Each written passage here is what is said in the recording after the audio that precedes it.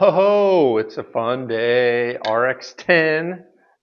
Finally got mine in this new color. So I'm going to do a build quick for this, but I also thought it'd be cool while I do a quick assembly and build for all of you, give you a quick rundown. So first of the new bows that I got was actually this RX10. Had this one for quite a while now, and one of the things I think any of you who've seen the new bows know that there's a new tuning system, the XTS, on the limb pocket, which allows you to literally tune an arrow to a perfect hole, bring a field point and a broadhead together with a limb pocket system. It's got a wedge system in there.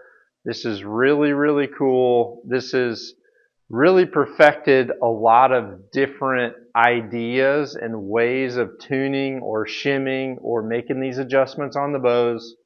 And I really love this system. We've done several different evolutions of this, and I had Daniel on a podcast, and we kind of talked about Hoyt wasn't the first one to the tunability game, but that's usually because when there's a new idea or a new concept that comes forward in the market, they really like to dig in, test, find their way of perfecting that. And XTS, in my opinion, is that. So this was my first one. You're going to start to see this bow in some hunts coming up. But one of the things that I think is important is to tell you about the durability, because Hoyt is, they stand alone for durability. And obviously with anything, any type of new design, your weakest link in the chain is your weak point, right?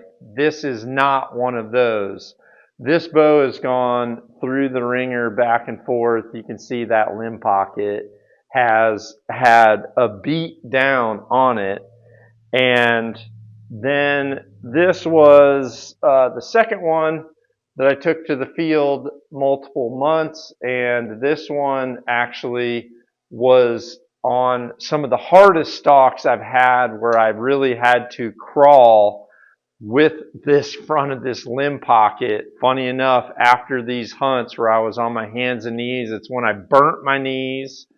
I actually took this back to Hoyt and let these guys check out these pockets, just because I was post holing on the XTS system for literally a week straight. You know, it was like miles of crawling on the limb pocket, and all is good.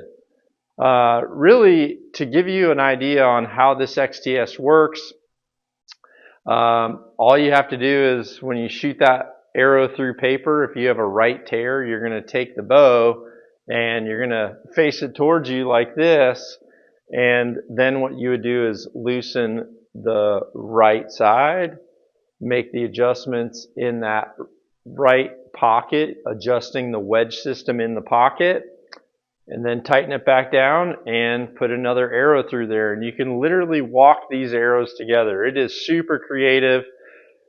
You can also micro tune your poundage, because the further you drive the wedge in there, the more you're going to add poundage to that system, which is kind of cool, because if you ever go to altitude and all of a sudden you're, one sight scale off because you're a little bit high because your poundage is too high, then in those cases, you can actually reduce those equally all the way throughout, and you can kind of lower the poundage on your bow to bring your bow back into your scale. That's a little bit more advanced in tuning. So if you're a 101 person, you might be like, what the heck is he talking about?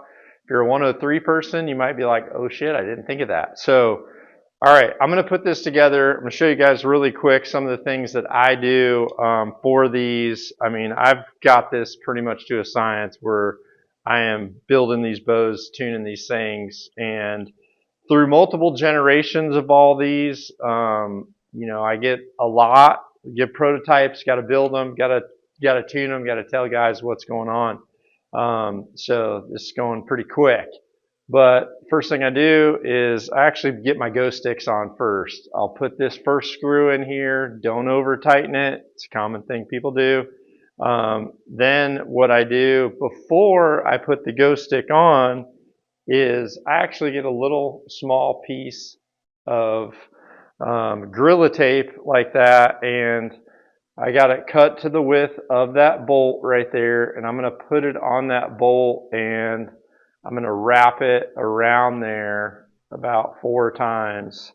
And the reason I do that is because some of these screws have a different sizing than others, and the concave part of the Go Stick right there, sometimes it fits a little bit loose on that screw. So by doing this, what you're doing is you're taking up the slack of the concave part right there, and you're going to make it match that screw a little bit better, and that'll prevent your bow from leaning a little bit left or right. Let's see here. Got to get the big Allens out. So I always start out with putting these Go Sticks on first, just because then I can prop it up. It definitely helps me put on the accessories.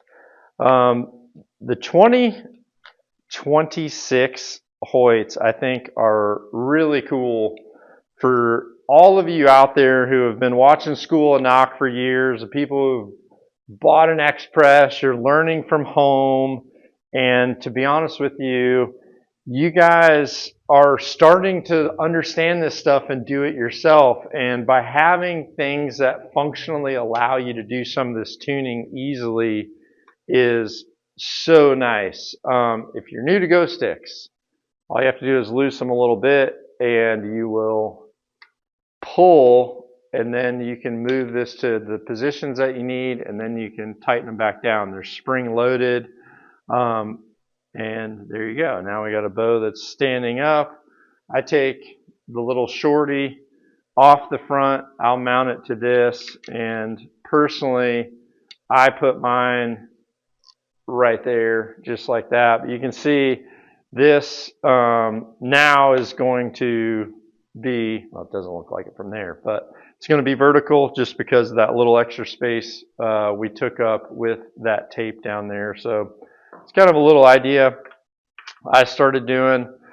Stabilizers, putting on my riddance. I love these stabilizers. I don't talk enough about them, but you know, 4 different types of materials in there for 4 different frequencies. These things feel good. They are not gouging you on prices. They are a great stabilizer with a lot of functionality to them. The other thing is, when it comes to the stabilizer length, I actually lighten up just because I have been going with the shorty. I've been taking 2 of my ounces off the riddance, so it's still pretty low. But the importance of that is when this bow is down on the ground, the length of this stabilizer matching to that pocket keeps my sight off the ground. So you can imagine if this is sitting on the ground that way, sight is out of the mud, out of the crud. I think that's really important. I'm still using the boonies. These things have been really awesome. A lot lighter. Micro adjustment has been super nice, and I've really enjoyed the Picatinny mounting on the front of these Hoyts. Some people have said they don't like a Picatinny system. I honestly haven't had one come loose at all. So that's that. Put your sight on. It's about that easy. Ours out of the box, you may have to move this thing up 1. These 2 bolts here, you might have to move it up 1. Kind of just depends on your arrow rest setting. But yeah, that's already right where I need it to be. Move that way. Okay, arrow rest. I have really liked these QAD MXs. These are awesome, and if you'll notice, our MX knock-on version has a deeper V. See that right there? That has 10-degree more pitch on both sides. Historically, the reason why I wasn't shooting the MXs is because it was more like a U shape, like this, and the arrow could go up and down on the sides. I really wanted a definitive V that would channel that, and it's really eliminated some lefts and rights that I was experiencing. I don't know where my Allen wrench went. That I was experiencing with the arrow rest that didn't have a definitive trough in there. So that is why we have that. On the MXs, ours come out of the box with a preset left and right center shot. And you should be really, really close to the center shot that I've found to be the most tunable on these right out of the box. So your lefts and rights should already be preset. Now, one of the things I'm going to tell you is when you put your rest on the bow, this is important. You don't just slap it on there, tighten it up, and then try to figure out your knocking point.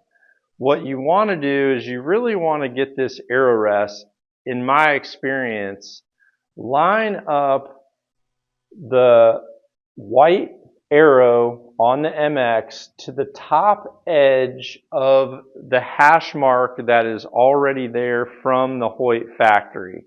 The reason why I like it there is when the rest is in a down position here, you see how we already have clearance underneath this?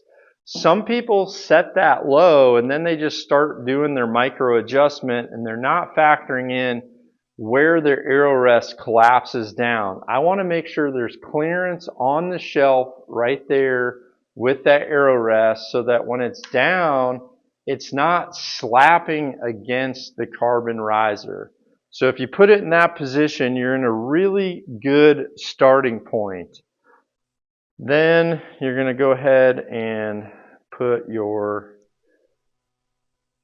plate on the side. Just secure that down. And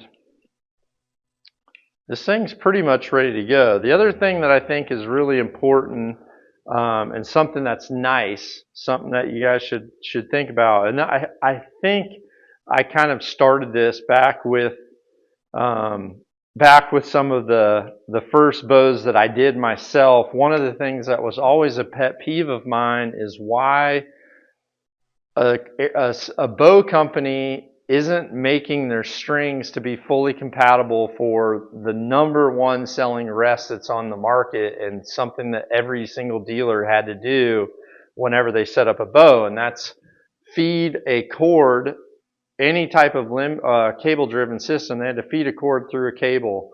So now the servings are brought down to where the serving is stopping, to where all you have to do is feed this cord through the cable, and you're not having to tie it in anymore, because now the serving is actually coming to a stopping point right there in the center, which is nice.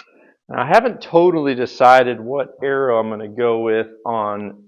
This is going to be my first production RX10, and trust me, there's three bows I really, really like this year. I love the RX10. I love the RX9. To be honest with you, I didn't even want to change, but the tunability system makes a lot of sense. And it allows you to change arrows, change broadheads, change fletchings. You can play around and make a quick and easy adjustment from those things.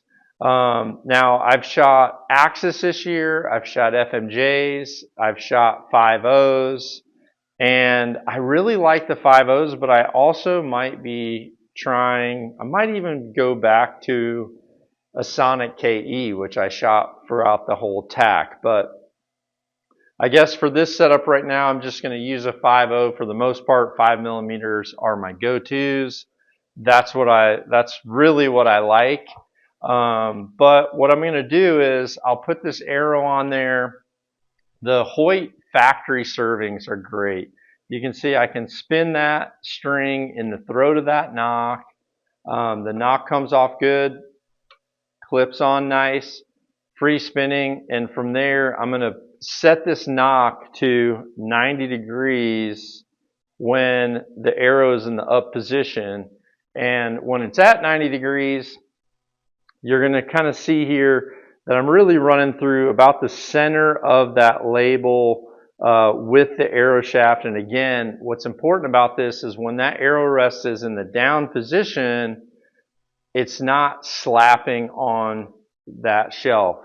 For me, from the top of my arrow knock to the center of my peep is 6 inches on these Hoyt models when the bow's at rest. It ends up being about 3.9 when the bow's at full draw, and I measure from the peep straight down to the center of the arrow shaft.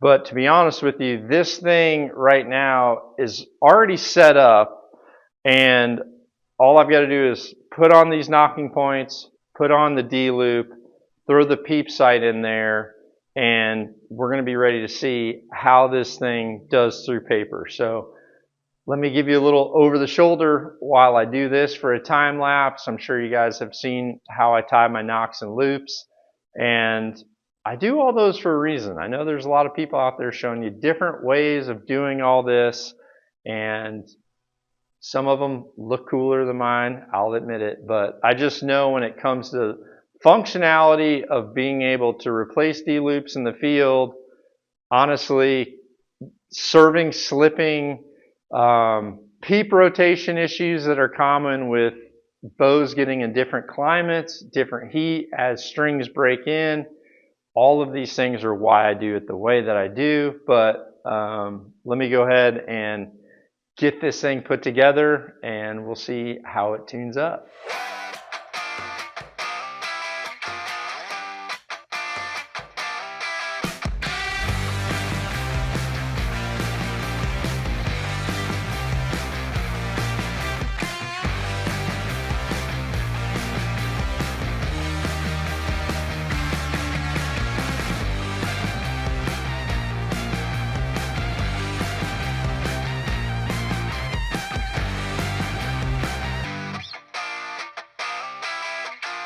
All right, so here we go. Look how nice that is.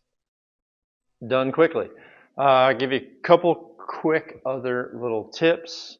I always pull a little bit of extra cord forward on my QADs on the MX2s or the others if you can. But I give myself a little bit extra in front there. That way if I ever need to micro tune, I'm not messing around with this knot. So I'll pull a little bit forward first, tighten it back down. That screw is right in the back here, small screw on the thumb lever part, okay?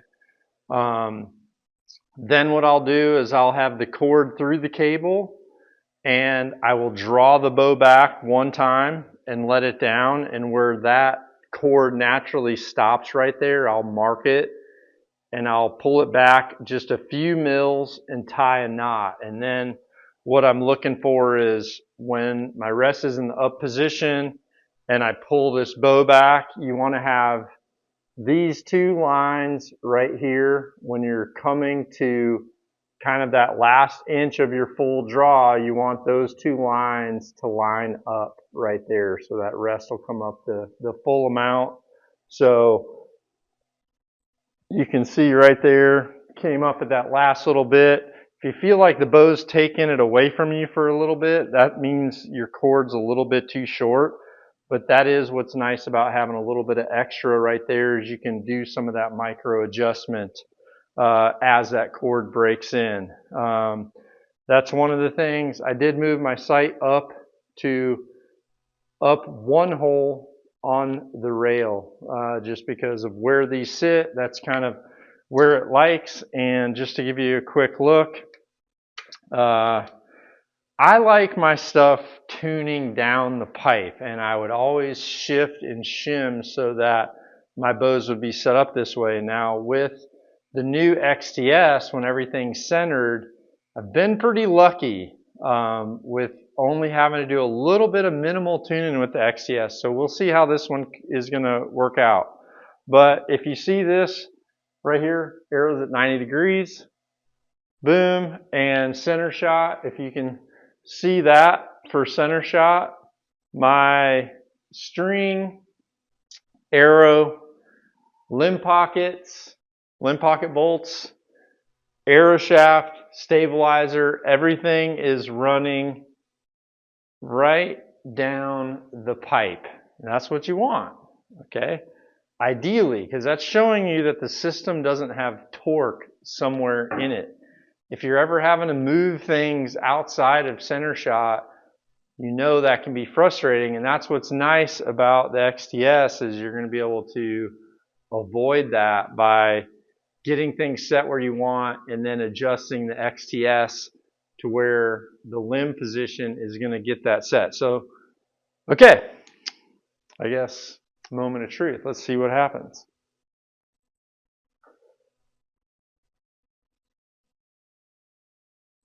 Looks good.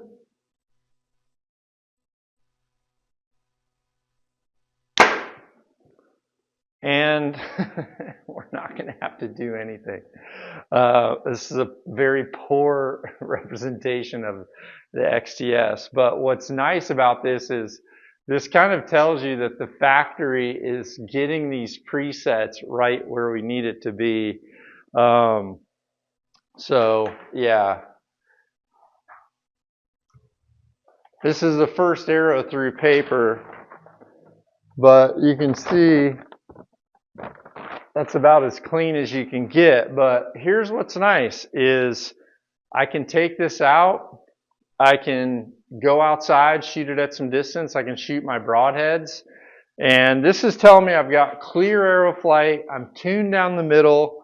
I've got things adjusted for me and my settings, just so you know, if I have the bow and it's facing me just like this, if it's facing me, I just have to loosen the right side, and I'm putting about a quarter turn in each of the right XTSs and locking them down, and then that's allowing me to have that type of a tune right down the pipe like you see.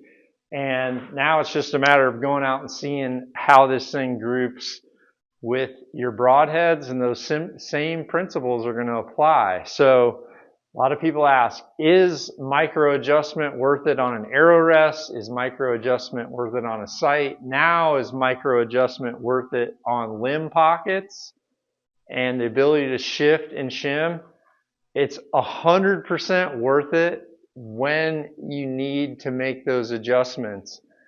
I've kind of got this thing figured out. I've built several of these now, probably about a half a dozen, and I know for me to get that lineup that I just showed you, which is a target archer's dream come true, right down the pipe, for me, when this thing's facing me just like this, I'm putting about a quarter turn in the right side, top and bottom, locking it back down, and I'm getting these results depending on your grip position, facial pressure, and your natural cam lean, how that thing comes out of the box.